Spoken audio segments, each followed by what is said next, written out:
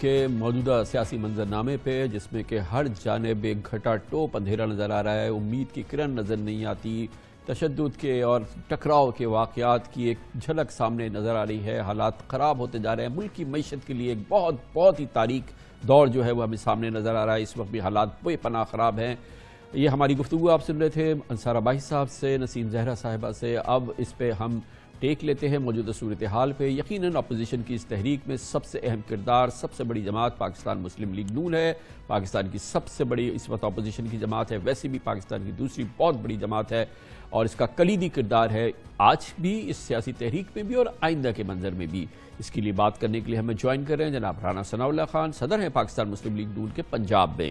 بہت بہت شکریہ رانا صاحب، آپ نے ہمیں جوائن کیا۔ خان صاحب، یہ بتائیے گا کہ اب یہ لگ رہا ہے کہ یہ جو معاملات آگے جا رہے ہیں، مثال کے طور پہ اگر ٹکراؤ نہیں ہوتا 25-27 وغیرہ کو، کوئی باقاعدہ تشدد نہیں ہو جاتا، کیونکہ آپ کے بھی لوگ ہوں گے اور ہمیں بتائیے کہ آپ دھرنا دیں گے 25 کے بعد سے 27 تک، 27 کو جو ہے پی ٹی آئی کے لوگ وہاں پہنچ جائیں گے، پھر اس کے بعد پھر اگر یہ ووٹ وہاں پہ اگر تصادم نہیں ہوتا، جو کہ خارج از امکان نہیں ہے موجودہ صورتحال میں، پھر یہ چلا جائے گا معاملہ پارلیمنٹ میں، جس کے بارے میں آج جو ہے حکومت نے ایک عدالتی جدوجہد کا اعلان کر دیا ہے، اور کئی اور چیزیں جو ہیں وہ لگ رہا ہے کہ یہ معاملہ سپریم کورٹ میں جا کے پھنسے گا، جس میں یہ بات بھی خارج از امکان نہیں ہے کہ ووٹنگ والے دن جو ہے وہ کوئی مسئلہ کھڑا ہو جائے، ایگزیکٹ ووٹنگ نہ ہو۔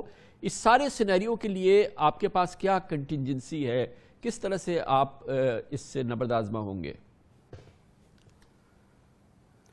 دیکھیں کامران خان صاحب، یہ جو موجودہ ایک ٹولہ جو ہے یہ نااہل بھی ہے، نالائق بھی ہے اور ہٹ درم بھی ہے، تو یہ جس طرح سے ملک پہ مسلط ہے، تو اس طرح سے جس طرح سے انہوں نے 3.5-4 سال جو انتقام اور جس طرح سے انہوں نے گورننس کی ہے، اور اب جب ان کے پاس اکثریت نہیں رہی تو یہ آئین اور قانون کے اوپر عمل کرنے کی بجائے یہ آگے سے غنڈہ گردی اور بدماشی اور ہٹ درمی پہ اتر آئے ہیں۔ تو کیا حکومتیں جو ہے وہ اس طرح سے چل سکتی ہیں؟ یہ پہلے تو کہہ رہے تھے کہ جی ہمارے پاس اکثریت ہے، ہمارا کوئی بندہ جو ہے وہ گورنمنٹ سے نالا نہیں ہے، اگر کوئی ہے تو لائیں یہ سامنے، اور اگر میرا کوئی بندہ جو ہے وہ مجھے کہہ دے کہ اسے میرے اوپر اعتماد نہیں ہے تو میں اس کی عزت کروں گا اور میں تو چلا جاؤں گا، میں جا کے اپوزیشن میں بیٹھ جاؤں گا۔ اب جب لوگ سامنے آ گئے ہیں، اور وہ سامنے لانے میں بھی انہوں نے کردار ادا کیا، جب انہوں نے سندھ ہاؤس میں کہ جی وہاں پہ جی روپوں کی پیسوں کی بوریاں پڑی ہیں، جی وہاں پہ تو جناب ضمیر خریدے جا رہے ہیں، وہاں پہ جی بیچے جا رہے ہیں۔ اس کے بعد پھر جب ہم نے میڈیا کو ایکسیس دیا تو یہ ساری چیزیں سامنے آ گئیں۔ یہ جو اس طرح سے ہوتا ہے، ہماری تعلیم تو آپ کی جماعت نے کی ہے کہ یہ جب فلور کراسنگ ہوتی ہے، اس کے پیچھے کیا پس منظر ہوتا ہے، یہ کتنا بڑی ناصور ہے پاکستان کی جمہوریت کا، آپ نے آئین میں ترمیم کرائی اس کے لیے نواز شریف صاحب نے، تو یہ جو سب کچھ ہوتا ہے، اور پھر ہم سب کا اپنا تجربہ بھی ہے کہ جب یہ اس طرح سے ایک دم شفٹنگ ہوتی ہے تو اس کے پیچھے کچھ ہوتا ہے نا، جبھی تو یہ الزامات لگ رہے ہیں، یہ بے پر کے الزامات نہیں، یہ ناصور جو ہے، نہیں کامران خان صاحب، یہ ناصور جو ہے یہ 2018 میں یہ ناصور جائز تھا؟ بالکل نہیں۔ 2017 میں یہ جائز تھا؟ اب کیسے جائز ہو جائے گا؟ 2014 میں جو ہے یہ اس ناصور کو جو ہے وہ اپنا جو ہے وہ لے کے یہاں کنٹینر پہ چڑھے ہوئے تھے اور پرائم منسٹر کا استعفیٰ مانگ رہے، تو اس وقت یہ ناصور جائز تھا؟ معاملہ یہ ہے کہ اب عدم اعتماد کی ایک تحریک جو ہے وہ اپوزیشن نے پیش کی ہے۔ اگر ان کے لوگ ان کی گورننس سے، ان کی کرپشن سے، ان کے تکبر سے، ان کی پالیسیوں سے ناراض ہیں تو وہ ہمارا قصور ہے، ان کو راضی ہم نے کرنا ہے، یہ کر لے راضی ان کو۔ اور عدم اعتماد کی تحریک جو ہے اس کا ووٹ یہ غنڈہ گردی اور بدماشی سے روک سکتے ہیں؟ یہ یہاں پہ اپنے گنڈوں کو لا کے یہاں پہ جو ہے وہ پارلیمنٹ کا راستہ بند کر سکتے ہیں؟ یہ آج جو جا کے انہوں نے سندھ ہاؤس میں کیا ہے انتظامیہ کے ساتھ مل کے، اگر یہ اور تھوڑی دیر وہاں سے نہ ان کو انتظامیہ لے کے آتی، یہ تماشا انہوں نے جو لگایا تھا وہاں پہ، تو پھر ہم بھی جب وہاں پہ پہنچتے تو پھر ٹھیک ہے ٹکراؤ ہوتا۔ اب ان کی غنڈہ گردی کا جو ہے اس کے آگے ہم جو ہے وہ بتائیے گا کہ صرف یہ سڑک کی سیاست نہیں ہے، یہ معاملہ جو ہے یہ تو سپریم کورٹ بھی پہنچ رہا ہے اور بھی پہنچتا نظر آ رہا ہے۔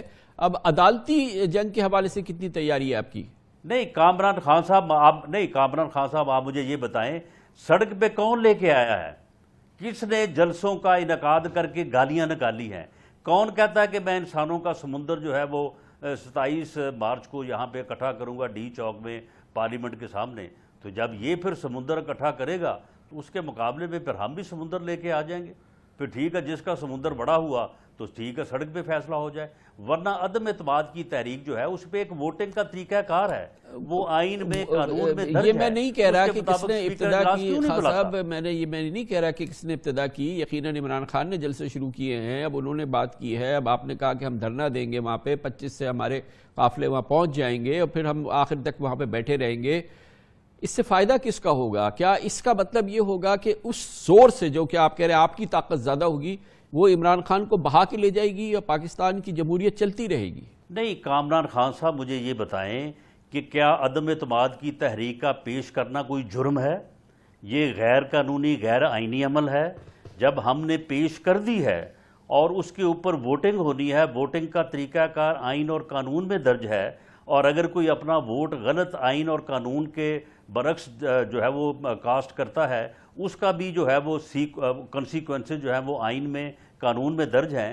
تو پھر یہ اجلاس بلانے کی بجائے جو ہے یہ لوگوں کے گھروں کے اوپر پتھراؤ کر رہے ہیں, یہ گھراؤ جلاؤ کی سیاست کر رہے ہیں.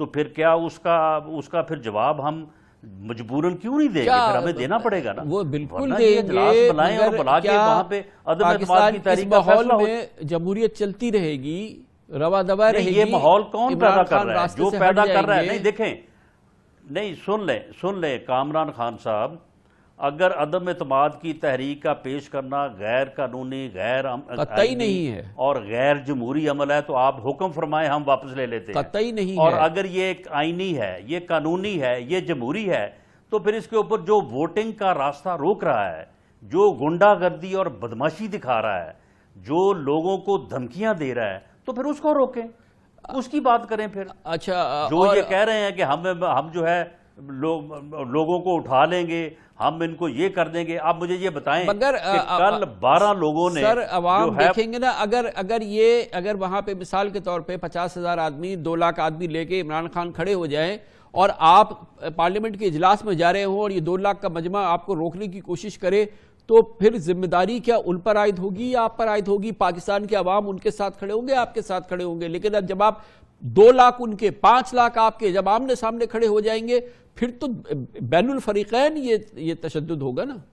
اچھا چلیں آپ مجھے یہ بتائیں کہ 2 لاکھ کا, چلیں 2 لاکھ تو خیر انہوں نے زندگی میں کبھی اکٹھا نہیں کیا. چلیں وہ 20,000 آپ کے 10 لاکھ آ جائیں گے, پھر کیا ہوگا؟ مارچ کیا تو اس وقت بھی کوئی 10-15 ہزار کی تعداد تھی. لیکن چلیں آپ 2 لاکھ نہ کریں, 2,000 کر رہے ہیں, آپ 10 لاکھ ہو گئے. 2,000 میں سے اگر سن لیں اگر ممبرز گزر کے جائیں گے تو پھر کیا ان لوگوں کی حفاظت کی ذمہ داری پھر آپ لیتے ہیں؟